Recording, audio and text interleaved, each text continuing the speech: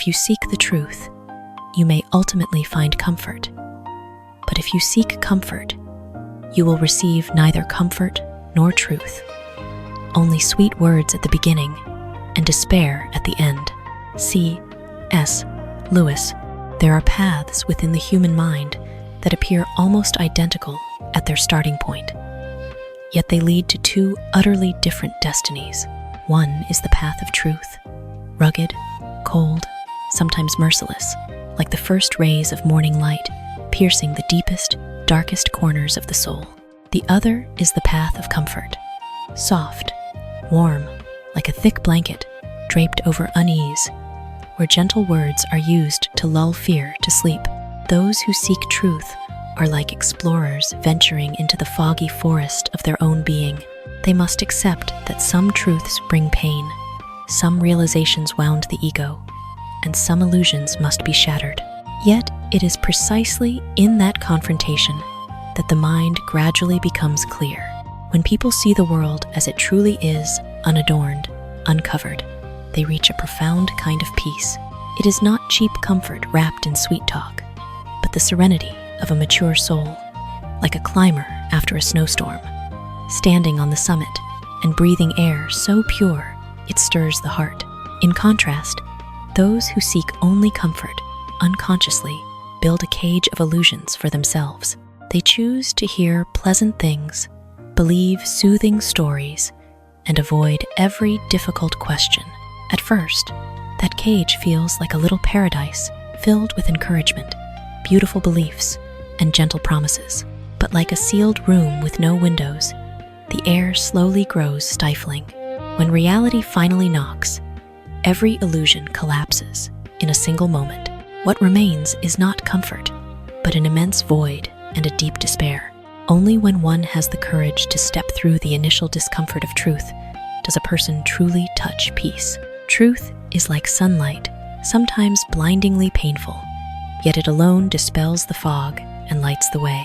And when the fog lifts, what remains is not only truth, but the deepest form of comfort, the feeling that we are living in a real world with an awakened mind. Change your thinking, and you will change your world. Norman Vincent Peale. The world each person lives in is not merely roads, buildings, or people around them. It is also the way we interpret everything. Two people can stand before the same rain.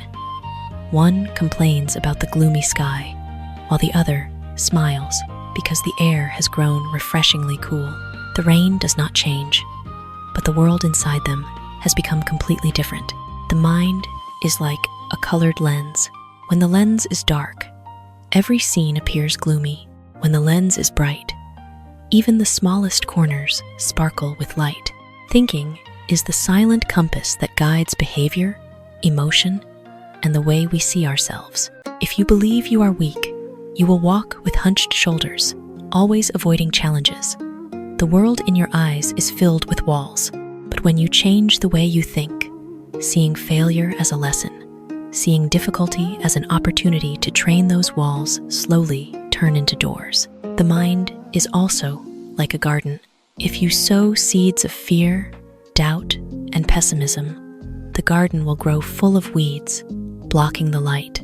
But when you sow new seeds, curiosity, gratitude, and belief in the power of growth, the garden will bloom brilliantly. And when the garden of the soul blooms, the outer world also becomes more beautiful, because you begin to see opportunities, beauty, and paths you never noticed before. The true power of a human being does not lie in controlling the entire outer world, but in the ability to shape the way they perceive that world. When thinking changes, emotion changes. When emotion changes, action changes. And when action changes, life quietly shifts direction. Changing your thinking is not an instant miracle. It is a process, like gently turning the helm of a ship. The angle is small, yet after a long journey, you may dock at an entirely different shore. Life shrinks or expands in direct proportion to each person's courage. Anais Nin. Life, in the end, is not a fixed map. it is like an unexplored land, and courage is the first step of the explorer. When people are afraid, they shrink into themselves like a snail, retreating deep into its shell. Their world gradually shrinks into a small, safe circle, familiar, predictable, yet barren and lifeless. Every decision to avoid, every turning away from challenge, is like building another invisible wall around the soul, pushing the horizon of life ever farther away. In contrast, courage has the power to expand a person's world in strange and profound ways. Courage does not mean the absence of fear. It is the ability to walk forward even while still trembling. When a person dares to try something new, dares to speak their true thoughts, dares to step into uncertain territory, they are quietly expanding the boundaries of their life. Like opening a window in a room long sealed shut, fresh air rushes in at once, carrying light, sound, and possibilities that never existed before. Every act of courage is like a small key, unlocking doors of perception. People begin to see that they are capable of far more than they once believed. From there, self-confidence grows, and the world becomes larger, filled with paths they never dared to imagine. If fear constantly controls choices, life gradually becomes a narrow corridor, safe but silent, where dreams remain only pictures hanging on the wall. Courage is not merely a moral quality.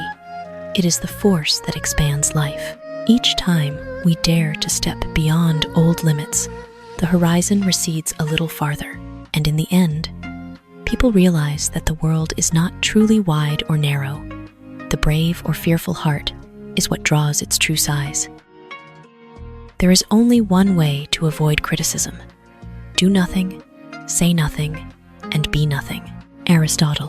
Whenever a person steps into the light when they act, express an opinion, or strive to become something, they immediately enter the gaze of others.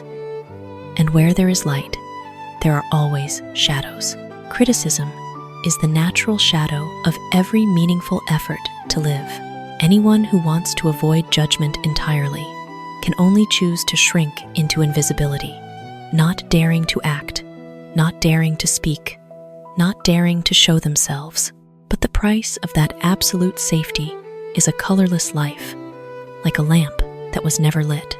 The fear of criticism often stems from the need to be accepted. People fear the judging eyes of others because they touch the fragile sense of self-worth. Yet the paradox is this: the more one tries to avoid judgment, the more one shrinks oneself. They begin to self-censor every thought, every word, like an artist, so afraid of the audience that they never dare step onto the stage. In the end, prolonged silence becomes a form of erasing oneself from life. In contrast, those who accept the possibility of criticism are like sailors who dare to set sail, even knowing the sea has waves. They understand that every meaningful action will create reactions, praise and opposition, support and doubt. But those very reactions prove that they are alive, that they are leaving a mark on the world. A great tree is always battered by stronger winds than low grass. Yet that is precisely why it grows tall and touches the sky. If you want to live truly, you must accept the risk of judgment. Criticism is not a sign of failure. Often it is simply the echo of the courage you had to do something, say something, and become someone. And in the world of those who dare to live this way, the value of life is not measured by safe silence, but by the imprint they leave on their journey. When I stand before God at the end of my life, I hope I will have no talent left and be able to say, "I have used everything you gave me." Erma Bombeck. In this view, talent is not an ornament for people to boast about, nor a treasure to keep safely. It is like a flame placed in each person's hands.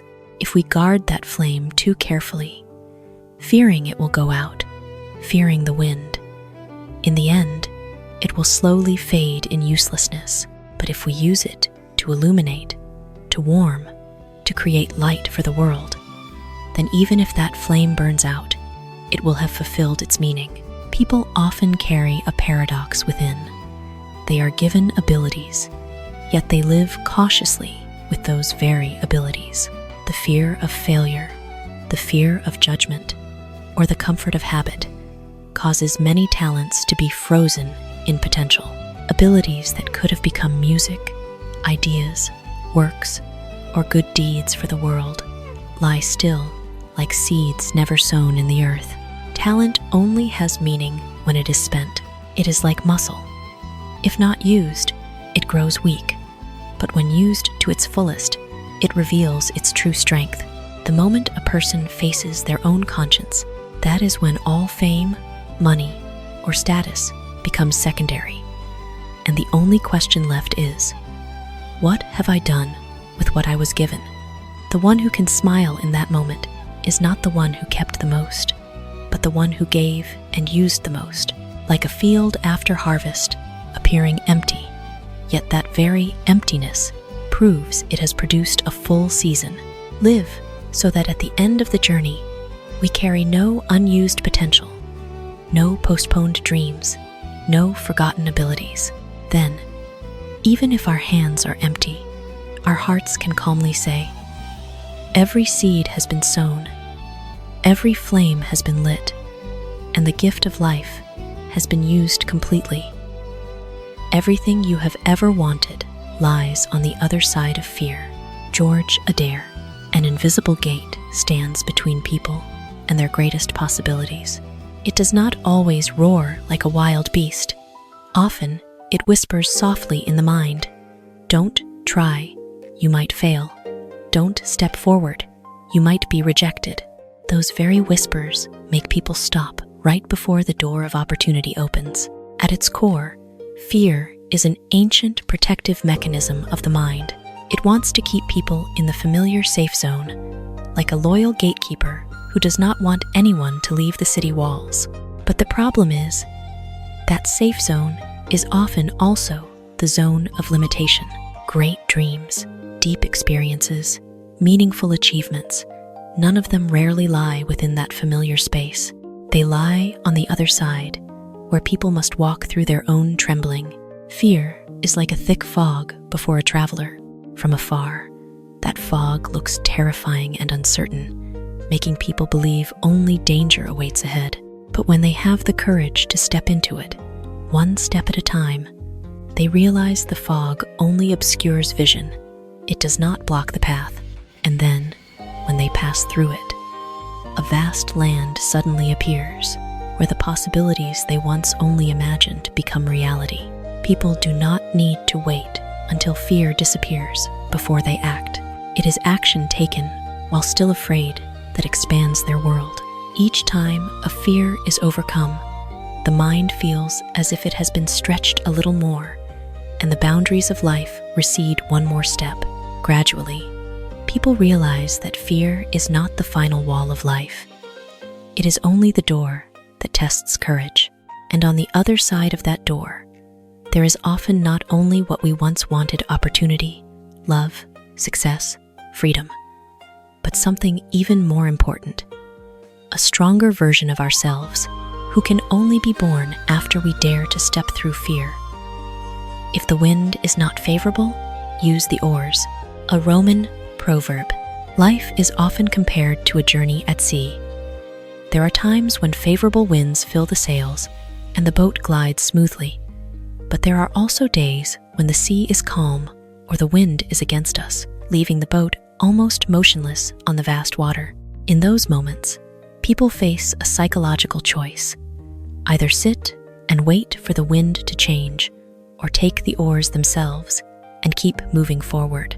Many people unconsciously depend on the favorable wind of circumstances, good opportunities, favorable conditions, support from others. When everything goes smoothly, they advance quickly and think that is their own strength. But when the wind shifts, when difficulties appear, when plans do not unfold as expected, they easily fall into waiting and complaining. Like a boat with sails but no oars, they become powerless before the wide sea. True human strength lies in the ability to act even when circumstances do not support us. The oars symbolize will, discipline, and perseverance. They do not bring the speed of wind, but they bring something more important: control over the direction of life. Those who know how to hold the oars will not be trapped in waiting. They turn every stroke into a small but certain step forward. Each time a person acts in difficult circumstances, they are training a form of inner strength. At first, the boat may move very slowly, like beginning a journey full of obstacles. But repeated strokes create a quiet momentum, and gradually, the distance behind grows farther. What matters is not speed, but continuous motion. Life does not entirely depend on luck. The wind can change at any time, but the oars are always in our hands. And sometimes, those who have had to row the most are the ones who understand the sea best, understand their own strength best, and understand the path they want to take.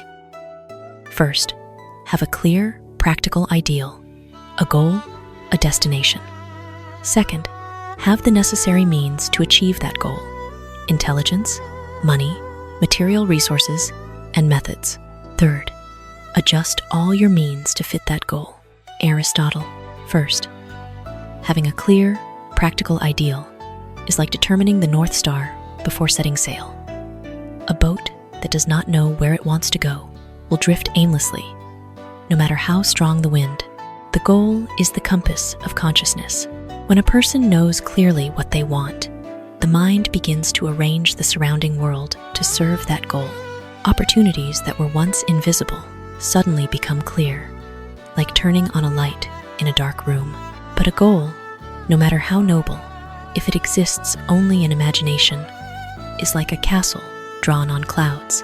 The second requires people to prepare real means: knowledge, to understand the path, money, and materials to build the foundation, and methods to turn effort into results. Here we see an important psychological principle. Dreams need feet to walk. Without tools, desire easily becomes self-deception. But with tools, desire begins to become a plan. The third is the art of focus, adjusting all resources to fit the chosen goal. This is like pulling all the sails tight in the same direction of the wind. If a person's energy is scattered today, wanting this, tomorrow chasing that, then no matter how talented or well-resourced, the boat will still spin in circles on the wide sea. When all means are aligned with the goal, the individual's power begins to converge. Every action, every decision, every resource becomes a stroke of the oar heading toward the same shore. The goal gives us direction, the means give us strength, and the adjustment gives us focus. When these three elements merge into one, people no longer just dream of the future, they begin to create it with their own lives. To succeed, your desire for success must be greater than your fear of failure. Bill Cosby. In every important decision of life, there are always two invisible forces pulling. One pulls us forward, that is desire, and one pulls us back, that is fear. Success, in many cases, is not the result of superior talent or special luck, but the result of desire's pull being stronger than fear's pull. The fear of failure is like an anchor dropped to the bottom of the mind's sea. It makes the boat of will hesitate before leaving the harbor. People fear loss, fear being judged, fear the pain when their efforts do not bring results. They often choose the safety of the old shore rather than the adventure of the open sea. But the paradox here is, precisely by avoiding failure, they also avoid the chance of victory. The desire for success is like a strong wind filling the sails of the soul. When desire is large enough, vivid enough, clear enough, meaningful enough, it begins to overpower the voice of fear. A person with strong desire is not someone without fear. They simply want to achieve something more than they fear losing it. It is the pull of the goal that draws them past the psychological barriers others dare not cross. A seed buried deep under thick soil, if the life force within it is weak, it will lie still in the darkness. But if the desire to reach the light is strong enough, it will push through each layer of soil, little by little, until it touches the sky. People are the same. When desire is large enough, failure becomes only a temporary layer of soil on the path upward. If the dream is too small, fear will always win. But when the dream becomes large enough that the heart cannot ignore it, it turns fear from a wall into a door. And it is in that very moment that a person begins to walk the path to success. There is no traffic jam on the road that goes the extra mile. Roger Staubach, the power of excellence is not a distant, vague path, but a psychological path that few dare to walk. Life is like a giant highway where millions jostle, push, and remain stuck in the stream of mediocrity. They do just enough, stop at the right time, are satisfied with good enough. And that is why traffic jams are endless, horns blare, and exhaustion stifles. But when you choose to go the extra mile, you suddenly turn onto a separate lane, wide and open, with no cars ahead, no noise, no competition. That is the road of those who dare to do a little more, an extra call, an extra hour of training, an extra creative idea, an extra sincere smile, and that very extra bit has turned them into solitary warriors, yet full of power. This is the moment you break the lazy brain's protective mechanism, where the fear of enough is replaced by the joy of being different. Your desire is no longer held back by the crowd, but free to soar high like an eagle across an unbounded sky. The most beautiful image is this. While everyone is stuck in traffic on the highway of mediocrity, you quietly race toward your destination at your own speed.